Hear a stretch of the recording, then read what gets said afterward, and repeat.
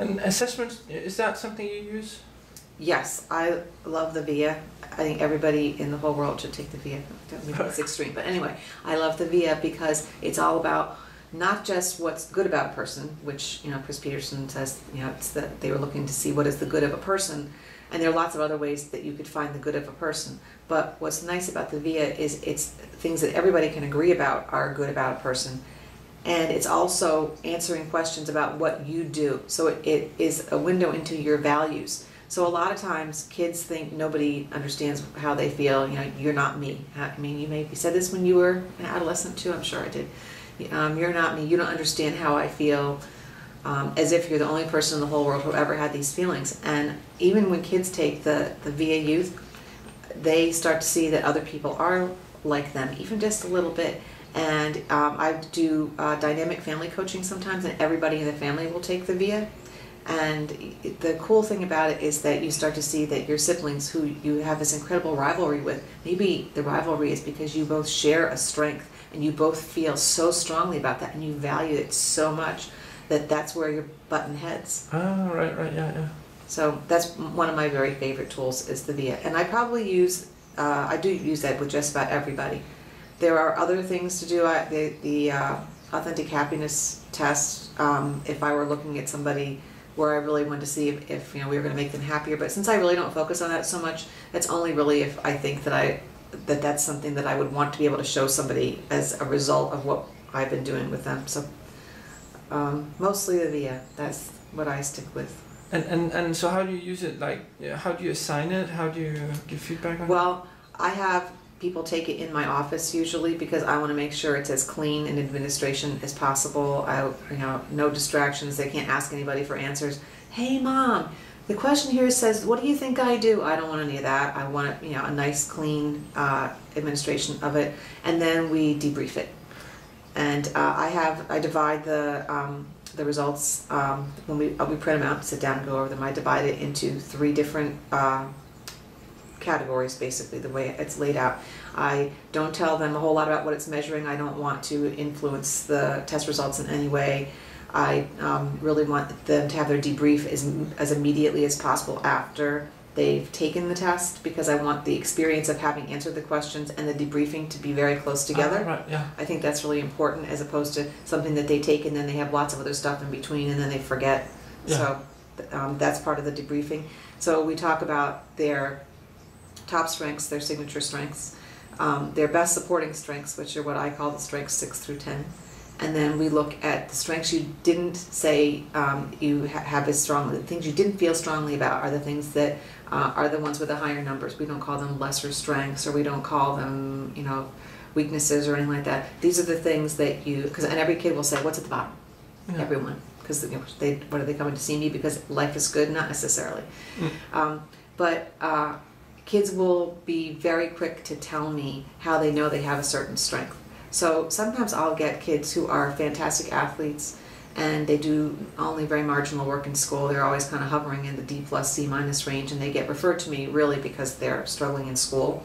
And it turns out they've got a lot more to offer, but they sometimes they have who knows what, you know, it could be organization or attention or other learning problems. But a lot of times these kids are very modest.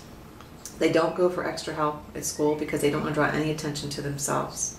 They are kids who are offended by other people who, you know, they make the goal and they, you know, put the hockey stick over their head and they spin around the rink, and these kids don't like that. So they don't want any attention drawn to themselves. They don't want to be with people who, so they're not going to approach somebody like that and say, can you help me study? You know, what are you planning for this particular test?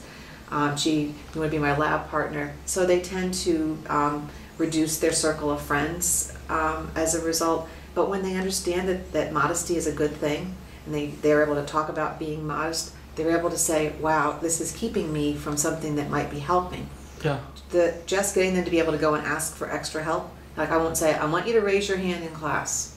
You know, I will say, what do you think might help? And we'll get a list of choices, and then they have to make a single decision that they act on as a result of that particular coaching session. I have organizational tools where they have to learn how to plan in advance for how they're going to actually accomplish one of those decisions that they make, how they have to lay it out into a planner that's going to make sure that they actually follow up, so that I'm not relying on them to just remember things. We build technology tools into their coaching. Like what? For instance, having an iPhone, right? So if you have your iPhone and you have you set up your Google Calendar and you have alerts on it, you can put anything at all that you want to be reminded about in there, and it will remind you. So if the one important thing you have to do, and you need to do it every single day, is you need to put your assignments into Google Calendar, then it's going to remind you that you have to do that, and you can do it every day. But even if it's just one thing. Right. I do this with college students, for example, distance. They either email me or call me. They could be in college, anywhere in the world, and they learn how to organize themselves, how to give yourself an assignment. So once you've made your decision from the array of choices you have, you have the choice to pet the dog, get some ice cream, play video games. I mean, to kids there are a vast array of choices, and any of those it's going to have a consequence. And if you don't make sure that my homework is on the choice list, then you may never make the decision to getting where you are. So you have to plan ahead for that and make yourself an assignment. Not the assignment that comes from the teacher, but the assignment that you give to yourself, because then it's more valuable.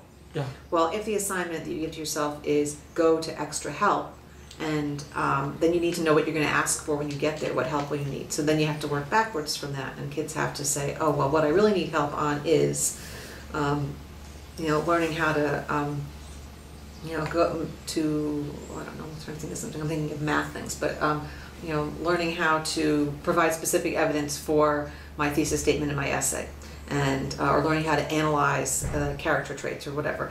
And you have to be able to go to the teacher, and you have to have a language for asking for that. You have to not be embarrassed when you're doing that.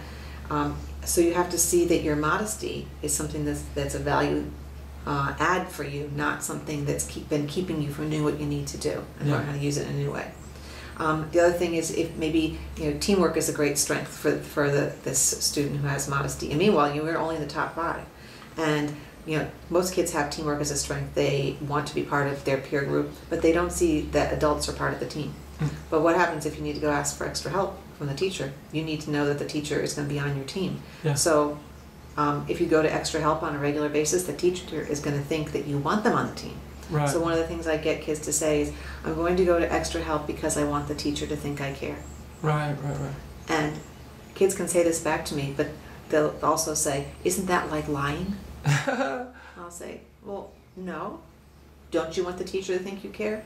Well, I don't know if I want the teacher to think I care. I said, well, let's just go with it. Let's just decide that you do want the teacher to think you care. And next week I want you to report back to me after you've gone to extra help. I want you to let me know. And eventually the teacher does think that the student cares, and the teacher will go to the student and say, I want you to come for extra help tomorrow because the test is on Thursday, and if you come tomorrow, then I can show you some of the things that you're going to need to know, and we'll just check and make sure you have all your skills together. Well, then you have the teacher on board. The kid thinks the teacher is on the team. The student does better. They bring home a better test grade. The parent is excited. After a while, it's all good. And it all is because the child understands that being modest is not a bad thing, and that all these other people who are drawing all attention to themselves, that's fine. That's something that's good about the way they operate, and this is a good thing about me. But that's only just going through the top 5. Then you can start learning how to make strengths teams, or you can learn how, since strengths don't live by themselves. Robert Biswas-Diener is all about the idea that strengths are integrated and more dynamic, and I absolutely agree. So you don't just have a static list. You have a list that's always moving around in some way, but there's some things that are more about how you are than other things are. So we learn about that too. And strengths teams, can you tell me about how you work with that? Well, so people don't always use their powers for good. I like to think of Darth Vader, for example, as someone who did not use, the Force was strong with that one, in Luke Skywalker, Darth Vader, he had the Force too, but he was a bad guy. So sometimes kids are not using their powers for good. An example would be somebody who has a strength of bravery, humor, and social intelligence might be a class clown. And those kids need to understand that they have these great strengths, but they might not be using those powers for good. So that's a strengths team.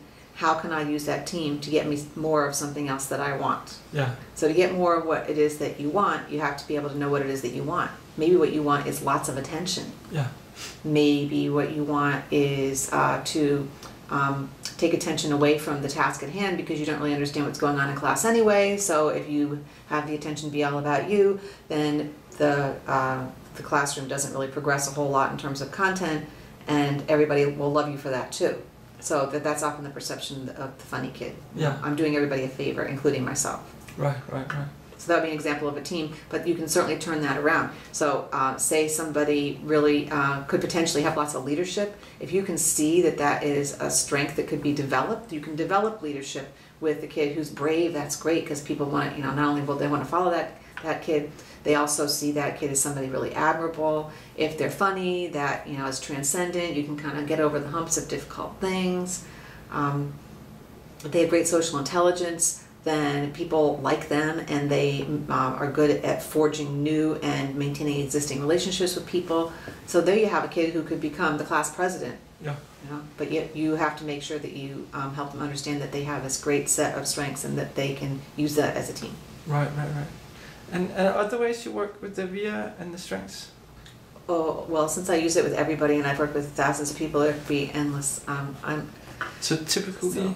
I think the big thing is to help people understand that there are great and wonderful things about them, and that they often think of those things as either they don't think of them at all. It's like breathing. It doesn't exist. You don't know about it until you're choking.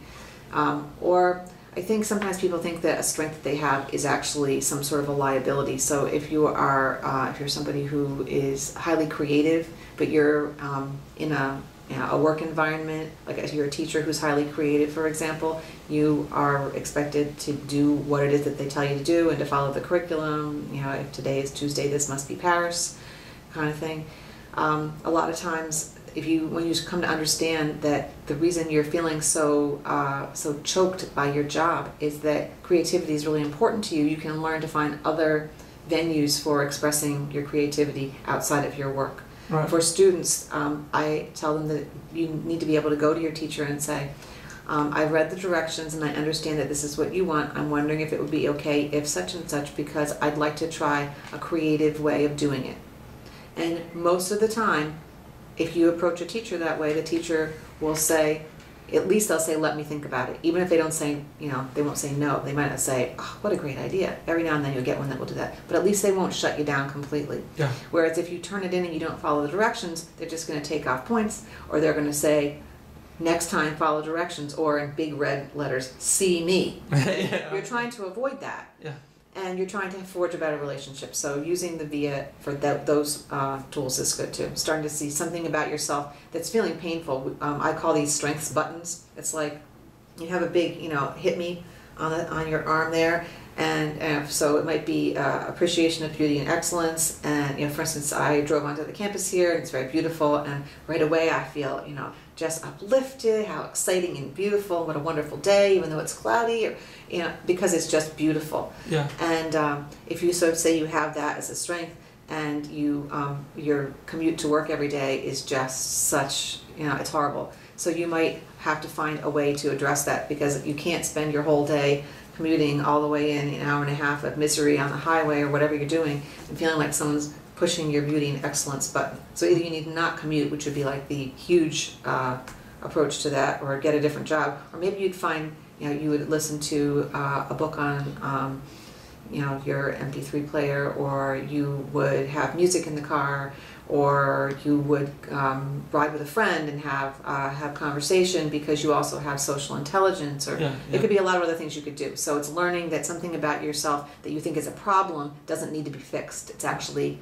great and wonderful, and you're just going to use it in a new way. Right.